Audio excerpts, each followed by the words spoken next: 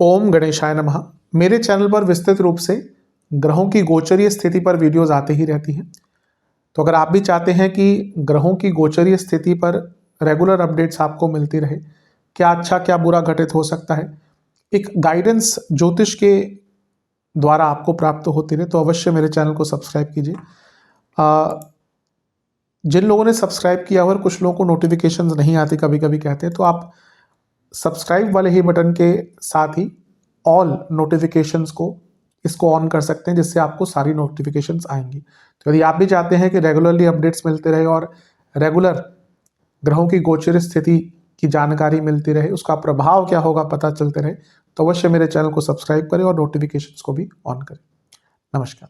ओम गणेशाय नमः। ओम नमः शिवाय।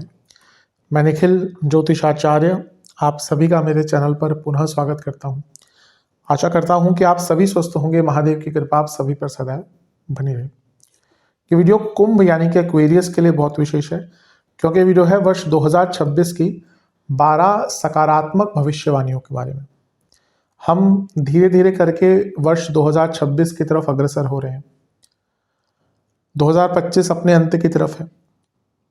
जब भी हम किसी नई चीज की शुरुआत करते हैं, हमारी चेष्टा होती है कि उसमें सकारात्मकता की अनुभूति हो। उसी प्रकार से ये राशिफल भी मैं उसी प्रकार से बना रहा हूँ, उसी तर्ज पे बना रहा हूँ कि हम वर्ष 2026 का जब पहला राशिफल बनाएं तो वो केवल सकारात्मक भविष्यवाणियों का हो। ये मैं हर साल करता आया हूँ, पिछले 3-4 साल से मैं कर रहा हूँ। अवश्य ये जो वीडियो है ये वार्षिक राशिफल नहीं है, क्योंकि वार्षिक राशिफल जो दिसंबर में मोस्ट प्रोबेबली आ जाएगा, उसमें जैसे मैं हर बार बनाता हूँ सारी चीज़ें संयुक्त रूप से पॉजिटिव नेगेटिव हर एरिया में बताऊंगा। लेकिन यह राशिफल केवल कुछ चुनिंदा 12 सकारात्मक भविष्यवाणियां हैं वर्ष 2026 की, जिनको जान के जो इस राशिफल को सुन रहा है उनके मन में एक प्रफुल्लता आए, एक सुख उनको अनुभव हो, एक शुभता का उनको अनुभव हो। और यकीन मानिए 2026 जो वर्ष है ये बहुत नई चीज़ें लेके आ रहा है। वर्ष 2026 का शुरुआती भाग ही मंगल जो आपके कर्मेश हैं उनकी उच्च की स्थिति दिखाएगा। मार्च में शुक्र आपके योग कारक उच्च के हो जाएंगे। मार्च में बृहस्पति मार्गी होंगे पुनः। फिर थोड़ा आगे चलेंगे तो जून में बृहस्पति का राशि परिवर्तन होगा। बृहस्पति और मंगल का नीच भंग योग बनेगा बहुत टाइम बाद, बहुत स्ट्रॉन्ग नीच भंग राजयोग बनेगा। और बृहस्पति अपनी अतिचारी चाल के कारण, जैसा उन्होंने 2025 में किया था, 2026 में भी वो कुछ टाइम के लिए आगे जाएंगे 31 अक्टूबर को, और फिर पूरे वर्ष वहीं पर रहेंगे, यानी कि आपके लिए आपके सप्तम भाव में यहाँ से निकलकर। और वर्ष के अंत में आपके लिए सबसे महत्वपूर्ण चीज़ हो रही है कि जो राहु केतु ने आपको थोड़ा सा जकड़ा हुआ था 2025 मई से, वो आपका पीछा छोड़ देंगे। वो आपके लग्न से और सप्तम से निकलकर पीछे चले जाएंगे, क्योंकि पीछे की तरफ चलते हैं। तो बहुत कुछ हो रहा है इस पूरे कालखंड में, और इसकी विवेचना हम करेंगे पॉजिटिव नोट्स पर। लग्न राशि या चंद्र राशि आपकी कुंभ है, दोनों ही गाइडेंस के लिए देख सकते हैं, अलग अलग नहीं बन सकते। मेरा व्यक्तिगत मत हमेशा से है लग्न से देखेंगे तो अच्छा है, इनकेस नहीं पता है तो चंद्र राशि से भी इसको देख सकते हैं। शुरू करते हैं इस महत्वपूर्ण 12 सकारात्मक भविष्यवाणियों के राशिफल का। शुरू करते हैं वर्ष की पहली सकारात्मक भविष्यवाणी से। पहली भविष्यवाणी है साल की शुरुआत लाभ ही लाभ। कैसे? साल के पहले दिन की ही कुंडली लगाकर देखेंगे तो आपके 11वें भाव में 4 ग्रह बैठे होंगे, लेकिन 3, 5, 6, 7 इन टोटलिटी 3 और ग्रहों की दृष्टि होगी, तो इन टोटलिटी 7 ग्रहों का प्रभाव होगा। मैं कई बार इस चीज़ को बताता आया हूँ कि लाभ स्थान एक ऐसा भाव है जहाँ पर अगर आपके बहुत सारे ग्रहों का प्रभाव होता है वो अच्छा होता है। कई ऐसी कुंडलियाँ हैं मेरे पास। हाँ, अगर ये है कि लग्नेश भाग्येश बहुत वीक हो जाए तो अलग बात है, लेकिन अगर 11वें घर में 2-3 ग्रह होते हैं तो ऐसे लोग भौतिक रूप से बहुत संपन्न होते हैं, उनके मल्टीपल सोर्सेस ऑफ इनकम भी दिख जाते हैं, गिवन दैट कि लग्नेश बहुत वीक ना हो। तो यहाँ पे भी साल की शुरुआत जो है वो आपके लिए ऐसी ही हो रही है। आपके 11वें भाव में मंगल है जो आपके कर्मेश हैं, यानी कि कर्मों में सफलता मिलेगी। यहाँ पे सूर्य है जो सप्तमेश है, बिजनेस में वर्ष का शुरुआती भाग ही लाभ लेकर आएगा। यहाँ पे बुध है जो आपके अष्टमेश हैं, लेकिन लक्ष्मी भाव के स्वामी भी हैं। ये अपने आप में बता रहा है कि अचानक से धन की प्राप्ति वर्ष के शुरुआती भाग में, और शुक्र का भी यहाँ पे होना जो आपके योग कारक हैं, चौथे घर के स्वामी होने के नाते 11वें घर में बैठना वर्ष के शुरुआती भाग में ही प्रॉपर्टी का कुछ लाभ दिखाता है, वाहन का कुछ लाभ दिखाता है। और शुक्र भाग्येश भी है, इतने सारे ग्रहों के साथ उनका बैठना यानी कि भाग्य की वृद्धि होगी। केतु का प्रभाव इतने सारे ग्रहों पे कोई रुका हुआ काम, अटका हुआ काम पूर्ण कराने में मदद करवाएगा। गुरु जो धनेश और लाभेश है लेकिन अभी वक्री अवस्था में है, तो कोई फंसा हुआ पैसा, आपकी पेमेंट कहीं अटक गई थी, वो वापस दिलाने में मदद करेंगे। और शनि जो लग्नेश है वो और भी बल प्रदान करेंगे। यानी कि वर्ष का जो शुरुआत है वो करियर हो, बिजनेस हो, रुका हुआ पैसा हो, नई अपॉर्चुनिटीज हो, इच्छाओं की पूर्ति हो, लाभ प्राप्ति हो, लाभ वृद्धि हो, जीवन की वृद्धि हो, हर चीज में लाभ देकर जाएगा। और यहाँ से सारे ही ग्रह पंचम को देख रहे हैं जो कि लक्ष्मी स्थान है, यानी कि लक्ष्मी प्राप्ति में कोई भी कमी नहीं आएगी। बृहस्पति, केतु और शनि तीनों का प्रभाव, यानी कि नए आइडियाज भी आएंगे आपको धन कमाने के लिए। और यकीन मानिए जीवन की वृद्धि वर्ष के प्रथम दिन से ही आपको देखने को मिलेगी। तो ये जो वर्ष है ये काफ़ी अच्छा दिख रहा है, शुरुआत से ही इसका लाभ उठाइएगा। चलते हैं दूसरी सकारात्मक भविष्यवाणी की तरफ, जो कि है उच्च के मंगल बदलाव के कारक। मंगल 16 जनवरी को 2026 में उच्च के हो जाएंगे, करीबन 2 साल बाद वो उच्च की राशि में अपने आएंगे। मंगल ठीक है, शनि का लग्न है तो शनि मंगल की इतनी बनती नहीं, लेकिन अगर वैसे हम देखें तो मंगल आपके दशमेश है, मंगल आपके तीसरे घर के स्वामी है, दोनों ही उपचय भाव के स्वामी। तो पहला तो 2 उपचय घर के स्वामी 12वें घर में है, यानी कि गति मिलेगी, बदलाव की गति। और वो उच्च के हैं तो बदलाव लाने में की जो क्षमता है आपकी वो बढ़ जाएगी। कितने भी ट्रांसफॉर्मेशन आप करना चाहते हैं जीवन में, बदलाव लाना चाहते हैं जीवन में, ये वो समय है 1.5 महीने का, मंगल करीबन 1.5 महीने तक रहेंगे, जब आपकी कई चेंजेस जो ड्यू हैं, आप करना कुछ चाहते थे लेकिन कर नहीं पा रहे थे, वो जो ड्यू चेंजेस है ना वो आपके यहाँ पे पूर्ण हो पाएंगे। यहाँ पे कुछ टाइम के लिए शुक्र का साथ भी उनको मिलेगा जो योग कारक है, और वो चौथे घर के स्वामी है शुक्र। तो अगर आप कोई प्रॉपर्टी लेना चाहते थे, बेचना चाहते थे, बहुत टाइम से प्रॉपर्टी बेचने के इच्छुक थे, बहुत अच्छा टाइम है प्रॉपर्टी बेचने के लिए, क्योंकि चौथे घर के स्वामी ऑलरेडी 12वें में है शुक्र, और मंगल का साथ भी है।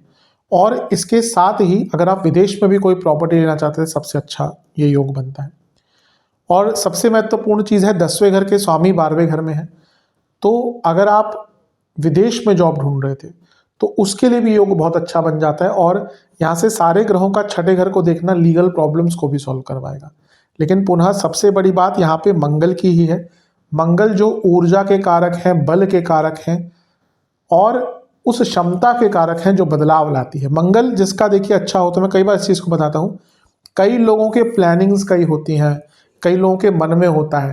मैं कितने लोगों को जानता हूँ, मेरा मन करता है मैं रेस्टोरेंट खोलूँ, मेरा मन करता है मैं इंस्टाग्राम पे अपने म्यूज़िक वीडियोस डालूँ, मेरा मन ये करता है वो करता है, पर वो हिम्मत नहीं होती।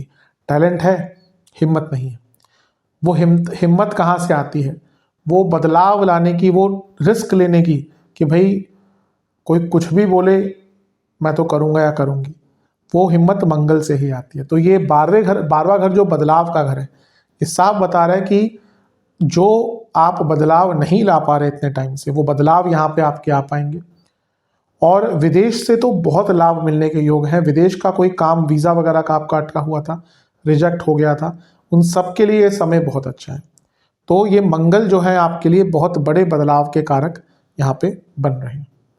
चलते हैं तीसरी सकारात्मक भविष्यवाणी की तरफ, जो कि है अंगारक योग बनेंगे कई काम। कब बनेंगे? 23 फरवरी 2026। 23 फरवरी को मंगल लग्न में आ जाएंगे, अंगारक योग बनेगा।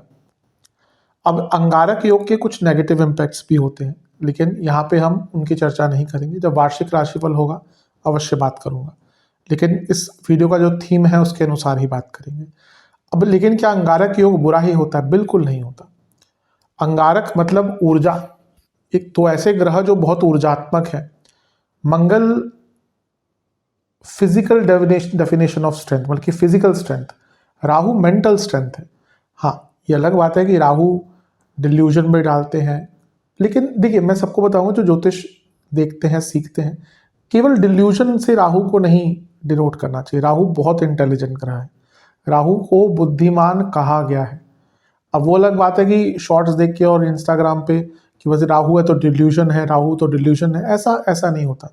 कई बार लोग कंसल्टेशन के दौरान भी पूछते हैं मेरा राहु खराब, मैंने कहा आपका राहु तो बहुत अच्छा है, प्रॉब्लम बुध की है, चंद्रमा की है, और आप राहु के पीछे बैठे हैं। यही प्रॉब्लम होती है कि अब ज्योतिष बहुत जल्दी सीखने के चक्कर में ना लोग, देखिए कुंडली कंसल्टेशन क्या होती है ना, एक डायग्नोसिस होता है, हमें ये देखना पड़ता है कि कौन से ग्रह के कारण ये प्रॉब्लम आ रही है, वही नहीं पता होगा तो क्या उपाय करेंगे और क्या समझेंगे। तो इसलिए राहु मंगल कोई बुरा योग नहीं होता, इसके हर योग के कुछ अच्छे और बुरे प्रभाव होते हैं। अच्छे से अच्छा योग, गजकेसरी योग सब कहते हैं बहुत अच्छा है, वो व्यक्ति दुनिया के लिए अच्छा होगा, परिवार के लिए अच्छा नहीं होगा। दुनिया के लिए संत और घर वाले उसको बोलते होंगे हमारी सुनता नहीं, हमारा सोचता नहीं है। कोई भी योग ऐसा नहीं है जिसके केवल अच्छे ही रिजल्ट है।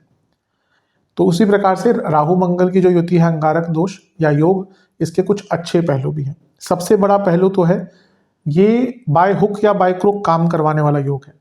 मंगल जैसे मैंने कहा फिजिकल ऊर्जा फिजिकल स्ट्रेंथ, राहु एक ऐसी बुद्धिमत्ता जो सोच के परे है। तो यहाँ पे इन दोनों का मिलन, यानी कई जो आपके अटके काम थे वो यहाँ पे पूर्ण हो जाएंगे। मंगल प्रॉपर्टी के कारक हैं, अंगारक योग बन रहा है। विदेश में प्रॉपर्टी लेना चाहते थे, बहुत टाइम से नहीं ले पा रहे थे, सबसे अच्छा योग है। आपकी प्रॉपर्टी कंस्ट्रक्शन में कोई बाधा आ रही थी, भाई कोई पेपर का इशू हो गया, कोई सरकार का इशू हो गया, लोकल अथॉरिटी से परमिशन नहीं मिली, उस काम को सॉल्व करवाने के लिए सबसे अच्छा टाइम है। आजकल देखिए कई जगह पे ऐसा होता है, आपके पास प्लॉट है, आप बनाने जाएं तो जो लोकल अथॉरिटी होती है वही नहीं, आप नक्शा पास करो। प्रॉब्लम कभी कभी ये होती है कि नक्शे पास ही नहीं होते, फिर जाना तो होते तो काम सारे हैं लेकिन सबको पता है कि वो किस प्रकार से होते हैं। अब यहाँ पे क्योंकि राहु है, फिर वो उसी प्रकार से काम होंगे, यानी कि थोड़ा जुगाड़ से। तो अपने कार्यों को पूर्ण करने के लिए इस प्रकार के जो अटके हुए थे प्रॉपर्टी कंस्ट्रक्शन के, बहुत अच्छा टाइम है। मंगल आपके दशमेश है, राहु बाहर के कारक है, विदेश में जॉब बहुत टाइम से ढूंढ रहे थे, नहीं लग रही थी, सबसे अच्छा टाइम है। मंगल आपके तीसरे घर के स्वामी है, विदेश की कोई यात्रा आपकी अटक रही थी, नहीं हो पा रही थी, सबसे अच्छा टाइम है। और सबसे महत्वपूर्ण चीज है ये सारे ग्रह मिलकर सातवें घर को देखेंगे, इसमें शुक्र भी हैं, सूर्य भी हैं और राहु भी हैं। स्पेशली शुक्र और राहु और मंगल शुक्र की जो युति है वो विवाह कारक होती है। मैं कई बार इसको बता चुका हूँ, कारण भी इसका बता चुका हूँ। जिन्होंने नहीं देखा या नहीं सुना तो काल पुरुष की कुंडली में मंगल पहले भाव के तो शुक्र सप्तम के स्वामी है, तो नेचुरली जब इन दोनों की जोड़ी होती है तो विवाह की होती है। तो इन सबका प्रभाव सप्तम पर विवाह कारक भी बनता है। और बिजनेस को बढ़ाने के लिए, बिजनेस स्टार्ट करने के लिए, बिजनेस में वृद्धि के लिए, हर चीज के लिए अच्छा टाइम है। तो ये जो राहु मंगल का अंगारक योग है जो बहुत पावरफुल है, बहुत बलशाली है, ये आपके कई अटके हुए कार्य पूर्ण करवाएंगे।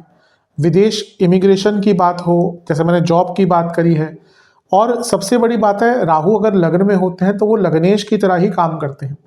मैं ये चीज़ भी बताता हूँ कि राहु और केतु जिस भाव में है वो उस भाव के स्वामी की तरह ही बिहेव करते हैं। राहु और केतु की कोई राशियां नहीं होती। बाद में कुछ लोगों ने अपने मन मुताबिक चीज़ों को डाल दिया है, लेकिन शास्त्रीय ग्रंथों में राहु और केतु की कोई राशि नहीं है। इवन उसमें भी विरोधाभास है, कोई कुछ कहता है कोई कुछ कहता है, लेकिन मेरा हमेशा से मत है राहु केतु की कोई राशि नहीं होती, क्योंकि ये नॉर्मल ग्रहों से हटकर ग्रह है, ये छाया ग्रह है। इनको इनके जो कारकत्व है वो बहुत अलग है और इनको कोई राशि नहीं मिली, लेकिन इनकी विशेषता ये होती है कि जिस भाव में होते हैं, कुंडली में भी आप यकीन मानिए जिस भाव में राहु केतु है ना, वो उस भाव के स्वामी हैं, ये मान के चलिए। तो इसीलिए यहाँ पे वो लग्नेश की तरह ही बिहेव करेंगे। और मंगल का उनके साथ आना जो आपके कर्मेश हैं, त्रियेश हैं, दोपचे भावों के स्वामी, यानी कि बहुत तेज गति से आपके कार्य बनना शुरू हो जाएंगे। यकीन मानिए अंगारक योग की ऊर्जा को अगर आपने पूर्ण कर लिया ना या यूज कर लिया तो करियर क्या, बिजनेस क्या, प्रमोशन के बहुत अच्छे हो गए, सप्तम पर प्रभाव। और सबसे बड़ी बात है अपने ऊपर इतना विश्वास रहेगा कि अपने पूरे जीवन में सफल अनुभव ला पाएंगे। तो ये अंगारक योग भी आपके लिए बहुत शुभ है। चलते हैं चौथी सकारात्मक भविष्यवाणी की तरफ, जो कि है गुरु बढ़ाएंगे भाग्य। कब बढ़ाएंगे? 11 मार्च 2026। 11 मार्च 2026 को गुरु मार्गी हो जाएंगे, आपके लाभेश हैं, आपके धनेश हैं, भाग्य के कारक हैं।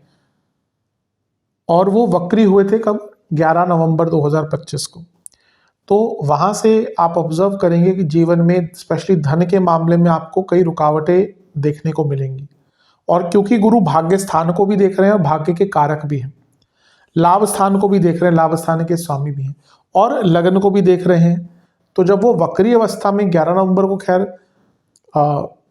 मिथुन में नहीं थे, 5 दिसंबर को यहाँ पे उनका प्रवेश होना था, तो 5 दिसंबर से 11 मार्च 2026 तक उनका वक्र प्रभाव लग्न पर, भाग्य स्थान पर, लाभ स्थान पर, धन और धन स्थान के स्वामी होने के नाते धन की चीज़ों पर था। तो जैसे ही वो मार्गी होंगे यानी कि 11 मार्च 2026 को आपके कई कार्य बनने शुरू हो जाएंगे। सबसे पहले तो धन का कार्य बनेगा, बिजनेस में कोई पैसा रुका हुआ था, कोई वैसे पेमेंट रुकी हुई थी, कोई धन आपका अटक गया था, कोई इन्वेस्टमेंट में प्रॉब्लम आ गई थी, वो पूर्ण होगी। और भाग्य के कारक लग्न को देख रहे हैं मार्गी होके, और भाग्य स्थान को भी देख रहे हैं, तो जो भाग्य साथ नहीं दे रहा था वो भाग्य साथ देगा, और जब भाग्य साथ देता है तो व्यक्ति आगे ही आगे बढ़ता है। तो 11 मार्च 2026 यहाँ से भाग्य साथ देगा, और जब भाग्य साथ देता है तो व्यक्ति सफलता की ऊंचाइयों तक पहुंच के रहता है। चलते हैं अगली यानी कि 5वीं भविष्यवाणी की तरफ, जो कि है मंगल और शनि संपन्नता के कारक। मंगल शनि की युति होगी, कब होगी? 2 अप्रैल को। मंगल आपके धन स्थान में आके बैठ जाएंगे और शनि मंगल योग होगा। इसको मैं विस्फोटक योग कई जगह कहता हूँ, कई बार कहता हूँ। इसके भी कुछ नेगेटिव इम्पैक्ट्स होते हैं, लेकिन जैसा मैंने कहा यहाँ पे हम पॉजिटिव चीज़ों से शुरू करेंगे या पॉजिटिव चीज़ों की चर्चा करेंगे। मंगल आपके कर्मेश हैं तो शनि आपके लग्नेश हैं, और दोनों धन स्थान में बैठते हैं। जब भी लग्नेश और कर्मेश का मिलन होता है, अगर आप किसी कुंडली में भी देखेंगे ना कि व्यक्ति का लग्नेश और कर्मेश साथ में है, कुछ मिलन है उनका, तो व्यक्ति भले उसका भाग्य साथ कम दे, अगर भाग्य साथ दे जाए या भाग्य स्थान बहुत बली है तो अलग ही बात है। लेकिन अगर नहीं भी देता भाग्य साथ ना, तो भी ऐसे व्यक्ति अपनी कर्मठता से, अपने कर्मों से, मेहनत से आगे बढ़ते हैं, और इन दोनों का मिलन भी बताता है कि सफलता प्राप्त होगी। और ये कहाँ पे हो रहा है योग? ये योग हो रहा है धन स्थान में। किसका? मंगल का और शनि का। तो ये बहुत शुभ योग है, ये बहुत शुभता वाला योग है। यहाँ पे सप्तमेश भी है यानी कि सूर्य के दिखाता है कि बिजनेस में बड़ा लाभ हो सकता है, आपके पति या पत्नी को बहुत बड़ा लाभ मिल सकता है। और जैसा मैंने कहा, दूसरे घर में शनि मंगल की जोड़ी, जिसमें से एक कर्मेश है एक लग्नेश है, यानी कि वैभव बढ़ेगा, घर में पैसा आएगा। प्रॉपर्टी के लिए बहुत अच्छा योग है, क्योंकि चौथे से 11वें में प्रॉपर्टी के कारक भी बैठे हैं, और ये चौथे से 11वें में लग्नेश भी बैठे हैं। तो आर्थिक संपन्नता के लिए जो शनि मंगल की जोड़ी है ये बहुत अच्छी है। यहाँ से दोनों का प्रभाव जब अष्टम पे होगा तो पैतृक संपत्ति से भी कुछ लाभ, और अचानक से भी धन संपन्नता आती हुई दिख रही है। तो ये मंगल और शनि अप्रैल की शुरुआत में ही धन से जुड़ा कोई बहुत बड़ा लाभ आपको देकर जाएंगे। चलते हैं 6ठी भविष्यवाणी की तरफ, जो कि है मंगल बनेंगे शत्रुहंता। मंगल तीसरे घर में आ जाएंगे, और अब ये मंगल की ही ज़्यादा भविष्यवाणी हो रही, क्योंकि जो स्ट्रॉन्ग योग बन रहे हैं वो शुरुआती 3-4 महीने में मंगल के द्वारा ज़्यादा बन रहे हैं। तो मंगल यहाँ पे स्वराशि के हैं और उच्च के सूर्य के साथ हैं, और तीसरे घर के जो मंगल हैं वो शत्रुहंता बनते हैं, जैसे 6ठे घर के मंगल हैं।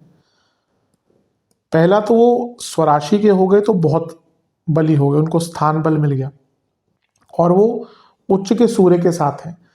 ये सबसे पहला तो है कि आपके कोई भी शत्रु हैं, वो किसी भी एरिया में हो, लीगल हो, कंपटीशन हो, जॉब में हो, बिजनेस में हो, उन सब का अंत करने के लिए अच्छा टाइम है।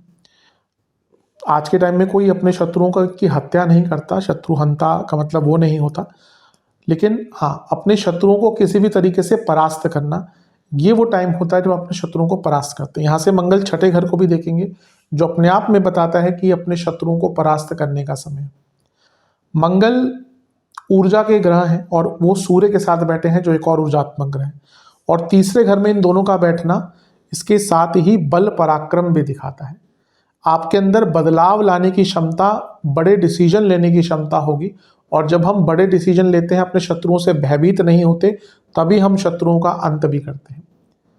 यहाँ से सारे ग्रह नवम भाव को देखेंगे तो भाग्य भी प्रज्वलित होगा, और सबसे बड़ी बात है काम त्रिकोण है, और यहाँ पे 2 काम त्रिकोणों के स्वामी साथ में बैठे हैं, और दोनों ही अच्छी अवस्था में हैं, मंगल और सूर्य। ये विवाह के भी योग कुछ दिन के लिए बनाता है, क्योंकि सूर्य यहाँ पे 4-5 दिन तक रहेंगे मंगल के साथ। और इसके साथ ये इच्छा पूर्ति का योग भी है, क्योंकि दोनों ही काम त्रिकोण के स्वामी काम त्रिकोण में बहुत अच्छी अवस्था में बैठे हैं।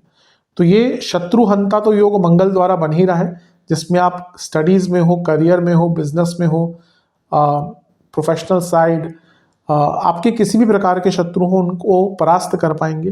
लेकिन उसके साथ ही कार्यों की पूर्णता, गति, भाग्य का साथ, और इसके साथ ही आप बहुत सारे बड़े बदलाव लाने में समर्थ रहेंगे और किसी इच्छा की भी आपकी पूर्ति होगी। ये समय 11 मई का आपके लिए बहुत लाभान्वित करने वाला है। चलते हैं 7वीं सकारात्मक भविष्यवाणी की तरफ, जो कि है गुरु, यानी कि आर्थिक लाभ। गुरु उच्च के हो जाएंगे।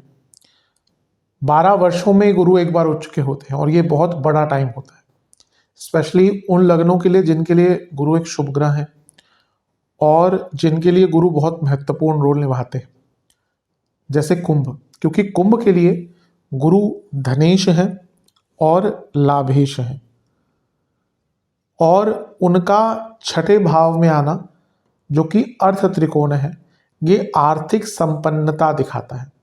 यहाँ पे गुरु उच्च के हो रहे हैं, उनको स्थान बल प्राप्त हो रहा है। यहाँ से गुरु 10वें घर को देखेंगे तो करियर में वृद्धि, धन स्थान को देखेंगे धन की वृद्धि, कुटुंब में लाभ, और खुद छठे घर में बैठे हैं, यानी कि फंसा हुआ पैसा, डेट था आपके ऊपर, वो पूर्ण होगा।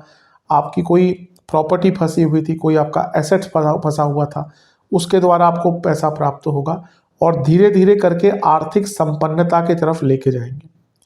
जैसा मैंने कहा, गुरु का उच्च का होना ये ऐसा कोई इवेंट नहीं है कि हर हफ्ते हो जाए, हर महीने हो जाए, या हर दूसरे साल हो जाए। 12 साल बाद ये होता है। बाकी सारे ग्रह, राहु केतु और शनि बृहस्पति को छोड़कर, वो तो लेट्स से कि चंद्रमा की बात करें हर महीने में उच्च के होते हैं। बुध की बात करें साल में एक बार उच्च के होंगे, शुक्र साल में एक बार होंगे, मंगल 2 साल में एक बार होंगे, सूर्य साल में एक बार होंगे। लेकिन बृहस्पति 12 साल में, और बृहस्पति जैसा ग्रह जो बहुत इंपॉर्टेंट है, हर ग्रह इंपॉर्टेंट, लेकिन बृहस्पति की विशेषता नवग्रहों में से सबसे ऊपर गई है, क्योंकि वो देव गुरु हैं, भाग्य के कारक हैं। तो पहला तो उनका उच्च का होना, यानी कि भाग्य की वृद्धि होगी। करियर के लिए बहुत महत्वपूर्ण टाइम है, क्योंकि अर्थ त्रिकोण को एक्टिवेट कर रहे हैं, करियर के भाव को, धन स्थान को, छठे घर को देख रहे हैं, जो खुद करियर का एक इंपॉर्टेंट स्थान है। और ये आर्थिक संपन्नता दिखा रहा है। जैसे मैंने कहा ना कि धन से जुड़े ही ग्रह हैं आपके लिए, वैसे भी धन के कारक हैं, लाभ के स्वामी, धन के स्वामी उच्च के हो रहे हैं, तो ये आर्थिक लाभ दिखाएगा। आप याद करिए कि 2014-15 में जब बृहस्पति पिछली बार उच्च के हुए थे, क्या जीवन में कुछ बहुत बड़ा बदलाव आया था? क्या एक अलग नौकरी लगी थी जो जिसने आपके जीवन में धन के स्तर को बढ़ाया? क्या आपके ऊपर कोई लोन था जो आपने चुकाया? क्या चुकाने की क्षमता रही? क्या बिजनेस में कुछ बदलाव आए? क्या कुछ धन की प्राप्ति हुई? तो 12 साल बाद पुनः बृहस्पति आ रहे हैं, यहाँ पे कई प्रकार से आपको आर्थिक लाभ देके जाएंगे। गुरु भाग्य के कारक हैं और वो छठे घर में है। छठा भाव कर्म से भाग्य और भाग्य से कर्म का भाव है। ये बताता है कि यहाँ पे आप अपनी कर्मठता, अपने स्किल्स और अपनी नॉलेज के दम पर भी बहुत आगे बढ़ पाएंगे। तो ये गुरु जो है ये आपको आर्थिक लाभ दिलवा कर रहेंगे, इसमें कोई दो राय नहीं है। इवन स्टूडेंट जिनका कोई कंपटीशन है उनके लिए भी ये 2 जून के बाद का जो ऑलमोस्ट 1 साल का समय है बहुत अच्छा जाएगा। चलते हैं 8वीं भविष्यवाणी की तरफ, जो कि है नवपंचम योग, यानी कि वास्तविकता की पहचान। हमने गुरु की बात करी, लेकिन गुरु की बात ये भी करी कि वो अर्थ त्रिकोण पर प्रभाव डाल रहे हैं, लेकिन साथ ही में अर्थ त्रिकोण में शनि भी बैठे हैं, और ये नवपंचम योग बन गया गुरु और शनि का। बहुत महत्वपूर्ण होता है। शनि समय है, शनि कर्म है, तो वहीं गुरु भाग्य है, गुरु धन है। इन दोनों का किसी भी प्रकार का जो योग बनता है, केंद्र हो, त्रिकोण हो, 3-11 की एक्सेस हो, षडाष्टक योग हो, हर चीज का बहुत प्रभाव पड़ता है। तो यहाँ पे ये दोनों नवपंचम योग में है, और ये कौन से त्रिकोण में है? अर्थ त्रिकोण में। अर्थ त्रिकोण, ये जो भाव होते हैं ना, इनको मैं कई बार प्रैक्टिकलिटी का भाव भी कहता हूँ। तो ये वो भाव हैं जो आपको प्रैक्टिकल बनाते हैं, प्रैक्टिकल नॉलेज देते हैं। आप देखिए, ये करियर का भाव है, ये धन का भाव है, ये कंपटीशन का भाव है। तो ये सारी चीजें क्या है? जो बहुत प्रैक्टिकल इन नेचर है। आप किसी और त्रिकोण को प्रैक्टिकल इन नेचर नहीं कह सकते।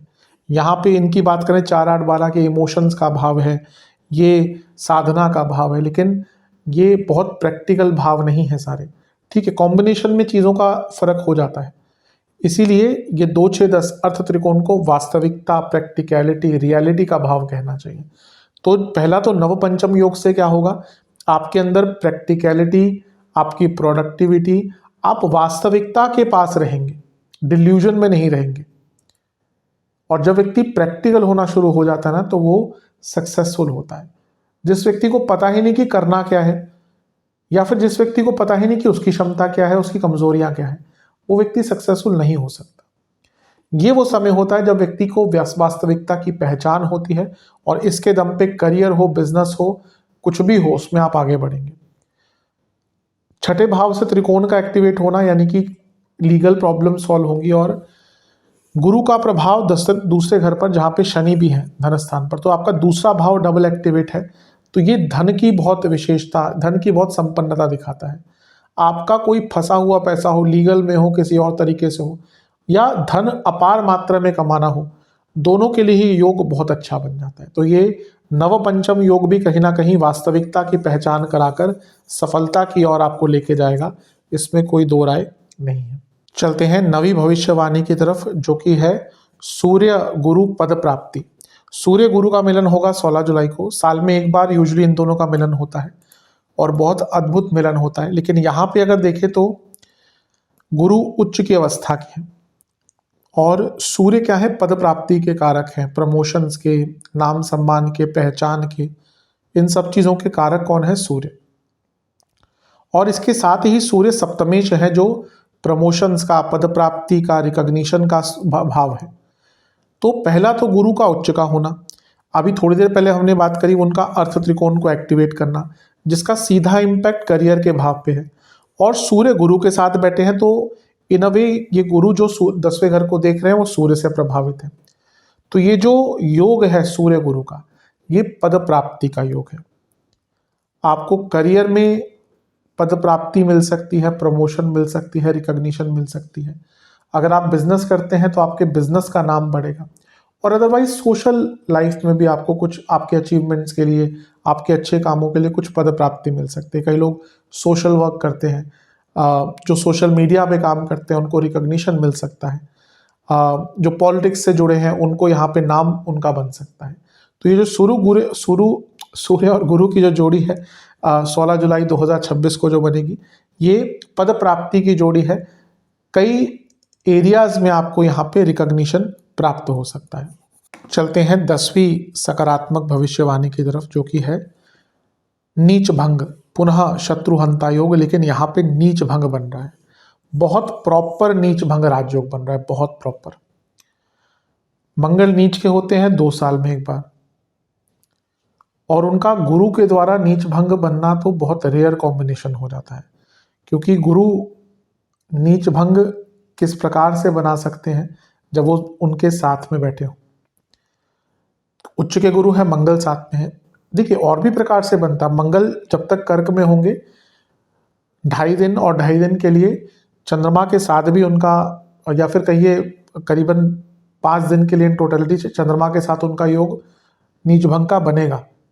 लेकिन गुरु के साथ इस प्रकार का कि जहाँ पे गुरु उच्च के हैं, मंगल नीच के हैं, ये योग बार बार नहीं बनता, ये कई सालों में बनने वाला योग है। और वो भी नीच भंग, मैं कई बार बताता आया हूँ कि ये सबसे प्रॉपर वे है नीच भंग बनने का। नीच भंग की आप डेफिनेशन पढ़ेंगे, कई अलग अलग प्रकार से है कि भाई उसका स्वामी केंद्र में बैठ गए, चंद्रमा से केंद्र में हो जाए, लग्न नहीं, कुछ नहीं काम करता। प्रैक्टिकलिटी में यही सबसे प्रॉपर नीच भंग बन रहा है। और नीच भंग बन रहा है ऊपर से शत्रुहंता, और ऊपर से मंगल आपके 6ठे घर में, मतलब कि चाहिए क्या आपको। और ये एक विजय का योग है। शत्रुहंता तो है ही, आपके रोगों को हरने के लिए, आपको कोई डिजीज तंग कर रही थी उससे निकलने के लिए, आपके ऊपर कोई ऋण चढ़ा हुआ था उससे निकलने के लिए, आपका पैसा फंसा हुआ था उसके लिए, अपने शत्रुओं को परास्त करने के लिए, कंपटीशन में सफलता के लिए, नई जॉब प्राप्त करने के लिए, हर चीज़ हमें ये। और यहाँ पे कुछ भी ऑर्डिनरी नहीं मिलेगा, यहाँ पे जो भी मिलेगा वो आपकी सोच से ज़्यादा आपको प्राप्त होगा। बहुत अच्छा योग है। मंगल 10वें घर के स्वामी हैं, नीच भंग में आ गए, करियर की प्रॉब्लम सॉल्व करके बहुत आगे बढ़ेंगे। मंगल 3रे घर के स्वामी हैं, उच्च भाव में ही बैठे हैं, नीच भंग, यानी कि ऐसी अपॉर्चुनिटीज मिलेंगी जो आपकी, जैसा मैंने कहा, सोच से परे होंगी। और क्योंकि नीच भंग में लाभेश और धनेश है, यानी कि धन का जो नुकसान हुआ था भरपाई, धन की वृद्धि, धन के नए आयाम खोलेंगे, रास्ते खोलेंगे, और आर्थिक दृष्टिकोण से तो ये बहुत अच्छा योग है। तो ये जो नीच भंग और शत्रुहंता योग बन रहा है ना, ये आपकी मुश्किलों का भी अंत करने के लिए ही है। बहुत शुभ योग है ये मंगल गुरु का नीच भंग, जो 18 सितंबर 2026 को बनेगा। चलते हैं 11वीं सकारात्मक भविष्यवाणी की तरफ, जो कि है गुरु धन वृद्धि के कारक। अतिचारी अवस्था के कारण जैसे 2025 में कुछ टाइम के लिए आगे आ गए थे, वैसे ही 2026 में भी 31 अक्टूबर को वो प्रवेश करेंगे सिंह में, और फिर वापस नहीं आएंगे, यानी कि अब जो बाकी वर्ष बचेगा वो सिंह में ही निकालेंगे। धन की वृद्धि के कारक बन जाएंगे, क्योंकि पहला तो वो आपके धनेश हैं, लाभेश हैं, दोनों ही धन के स्थान हैं। दूसरा धन के कारक है, और तीसरा वो लाभ स्थान को देख रहे हैं जो उनकी खुद की राशि है, यानी कि आपका लाभ स्थान जो है वो बहुत ज़्यादा एक्टिवेट हो गया। तो ये बहुत संपूर्ण लाभ बन रहा है, संपूर्ण योग बन रहा है धन प्राप्ति का, क्योंकि शनि की दृष्टि भी लाभ स्थान पर होगी। तो इसलिए धन की वृद्धि के कारक बन जाते हैं बृहस्पति। यहाँ से वो लग्न को देखेंगे, जैसा मैंने अभी योग बना, धनेश है, लाभेश है, लाभ स्थान को एक्टिवेट कर रहे हैं। उनका लग्न को देखना धन के रूप में, स्वरूप में वृद्धि ही वृद्धि है। और उनका 3रे घर को देखना, काम त्रिकोण को संयुक्त करना, यानी कि इच्छाओं की प्राप्ति होगी। तो ये गुरु जो है ये धन की वृद्धि के कारक बनेंगे। सप्तम में है तो बिजनेस में लाभ होगा, और गुरु केतु की युति भी कहीं ना कहीं जटिल से जटिल समस्याओं को दूर करती है। तो स्पेशली बिजनेस में अगर आपको कोई प्रॉब्लम आ रही थी, वो आपकी प्रॉब्लम दूर होगी, और अगर आपका कोई पैसा फंस गया था कहीं पे, वो पैसा प्राप्त करने का भी योग बहुत अच्छा बन जाता है। तो ये 31 अक्टूबर 2026 को गुरु का राशि परिवर्तन, धन की वृद्धि का योग आपके लिए बहुत सुंदर बना रहा है। चलते हैं 12वीं सकारात्मक भविष्यवाणी की तरफ, जो कि है राहु केतु नई शुरुआत। राहु और केतु 6 दिसंबर को आपके लग्न को और सप्तम को छोड़ देंगे, उल्टे चलते हैं। तो राहु 12वें में और केतु 6ठे में।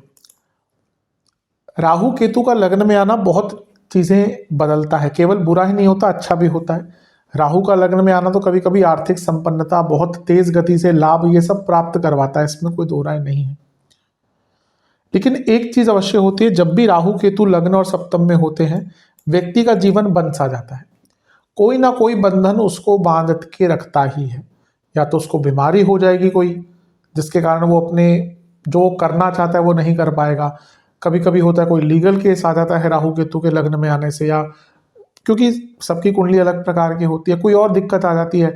आपकी परिस्थितियां ही ऐसी बन जाती है कि आप किसी भी एक चीज में फंस जाते हो, कुछ परिस्थितियों में फंस जाते हो। तो सबसे महत्वपूर्ण चीज है जो राहु केतु का पाश है, राहु केतु का एक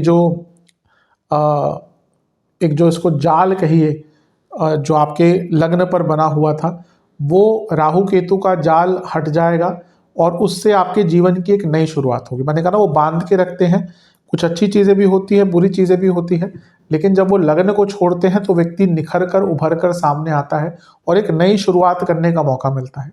12वें घर के राहु भी बहुत अच्छे हैं और 6ठे घर के केतु को भी अच्छा माना जाता है, यानी कि ये दोनों ही जीवन में सकारात्मकता लेके आएंगे, और जो बंधन में आपको बांध के रखे थे उससे निकाल कर नई शुरुआत करने का भी आपको सहारा देंगे। तो कि राहु केतु का गोचर वर्ष के एकदम अंत में आपके लिए, भले ही वो वर्ष का अंत हो, लेकिन आपके लिए एक नई शुरुआत होगी। तो ये थी वो 12 सकारात्मक भविष्यवाणियां वर्ष 2026 की, जो आपको बहुत प्रभावित करेंगी। आशा करता हूँ जिस औचित्य से मैंने वीडियो बनाया है वो संपूर्ण हो। फिर से बोलूँगा, ये कोई राशिफल वार्षिक नहीं है, वार्षिक राशिफल अभी बनाऊंगा, लेकिन एक सकारात्मक दृष्टिकोण से अवश्य राशिफल बनाया गया है। चैनल पे नए हैं, सब्सक्राइब कर लीजिए, वीडियो को लाइक कर लीजिए। मिलता हूँ अगली वीडियो में, तब तक के लिए ओम नमः शिवाय।